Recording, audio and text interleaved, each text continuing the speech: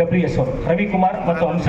ನಮ್ಮ ಕರ್ನಾಟಕ ರಾಜ್ಯ ರಸ್ತೆ ಸಾರಿಗೆ ನಿಗಮದ ಕೋಲಾರ ವಿಭಾಗದ ವಿಭಾಗೀಯ ನಿಯಂತ್ರಣಕರ್ತ ಎನ್ ಶ್ರೀನಾಥ್ ಅವರು ಮತ್ತು ನಮ್ಮ ಪ್ರಭಾಕರನ್ ಅವರು ದಯವಿಟ್ಟು ನೀಡಬೇಕಿದೆ ಈ ಕ್ಯಾಶ್ ಪ್ರೈಸ್ ಸಹ.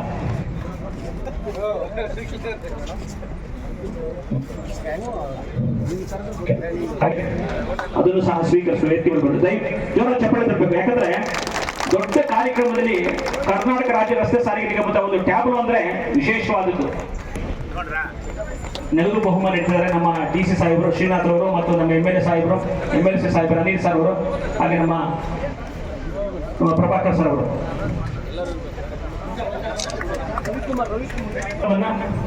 ಉದ್ಘಾಟನೆಗೊಳಿಸಬೇಕು.